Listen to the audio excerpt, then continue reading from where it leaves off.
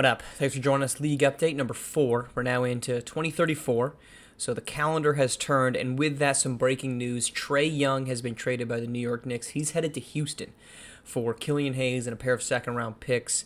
Trae Young spent the last 11 seasons in New York after leaving Atlanta. Took him to 1 NBA Finals, which they lost to the Pelicans in 2025. Took him to 3 Eastern Conference Finals in his career, but he's moving to a Houston team that's right on the edge of the play-in race, which we'll get to in a second. It's a team that doesn't really have a great elite scorer next to Darnell Gist, their center, who's been phenomenal, 24-12 this season. So a big move. Trae Young, final year, he's in his early 30s, but final year of his contract, headed to Houston as they look to make a push. So send it over there now to the standings. San Antonio has stumbled down. They are now 10th, and that's what really opens up that door for the Rockets, who are just 2 games out of 15, sitting there at 11. Now, the Warriors still sitting on top of the Western Conference with 29 wins. That's the best record in basketball. On the Eastern Conference side of things, Indiana, Milwaukee sitting up top, and the Brooklyn Nets, how about the 7 of their last 8 games they have won? They're starting to figure it out with Louis Morgan in the fold. Let's go to our league leaders across the board. We'll start it out with scoring and rebounding. It's Jalen Justice still on top, as is Rashawn Matthews. He has been leading the league in rebounds just about since the beginning of the season. A new leader, however, atop the assist board, that's going to be Javon Stokes, 9.9 assists per game. Kareem Robinson's fluctuating season. He actually missed some time with a knee injury as he drops down to number 4. And then our steal leader is a new one as well, Savion White. And how about the rookie, Yanni Giddens, jumping in there at number 4. And again, no change at the blocks. That's Cameron Sullivan. He has also been leading the league really since the start of the season, 3.4 blocks per game for the Miami Heat.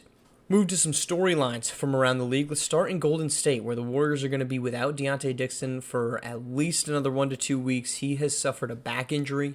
They've played 3 games without him so far. So good, 2-1 record against wins against the Rockets and the Wizards, that they lost to Oklahoma City. They've got a tough schedule coming up. The Warriors do, with 3 games against Darius Dixon and the Utah Jazz, so time will tell if we'll get any of the Dixon v. Dixon matchups, but also games against the Pacers, Suns, Nuggets, Celtics, Magic, and Clippers.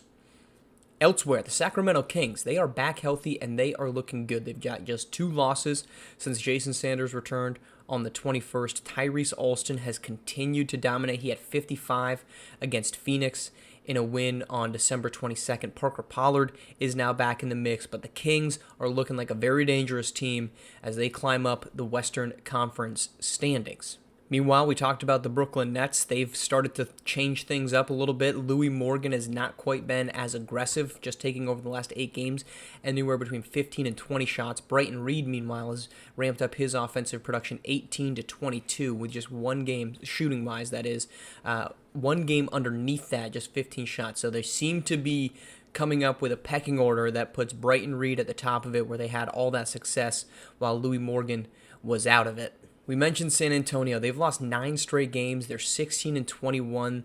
They've got just that game-and-a-half lead over the Rockets. Sidney Cross continues to be unable to stay healthy. He's out for 6 to 8 weeks with a left humerus fracture.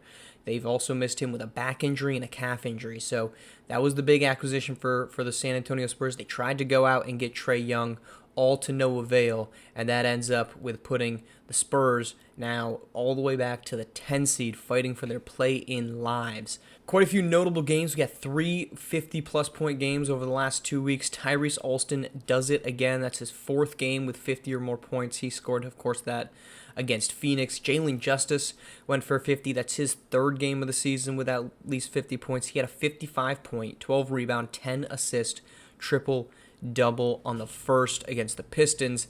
And then Amari Swift on January 4th dropped 59 points against the Toronto Raptors. You'll remember Amari Swift had the 49-point game in the loss to overtime. That's what spurred the Ezekiel Morrow suspension. He goes for 59 against them on January 4th, that most recent one. And then a handful of big ones. Javon Roll goes for 49 points. Darius Dixon, a 48-point, 12-rebound, 9-assist game.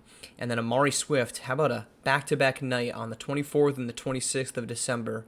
First night, 47, 13, and 5. Second night, 45, 12, and 7. He has risen himself to becoming a early season MVP favorite for a Boston Celtics team that's 23-11, fourth place right now in the Eastern Conference. Some notable injuries, of course, we mentioned Deontay Dixon, he's out. The suspension of Ezekiel Morrow is expected to keep him out for another week or two. Elsewhere, Xavier Carter's out with a high ankle sprain. Jace Redding is going to be missing some time for the Pacers with an ankle sprain of his own. Zane Bennett remains out for at least a month with a torn right MCL. Sidney Cross, we mentioned, that's 6 to 8 weeks for him. A big loss for the Blazers. Broken right leg for Jalen Blackman is going to keep him sidelined.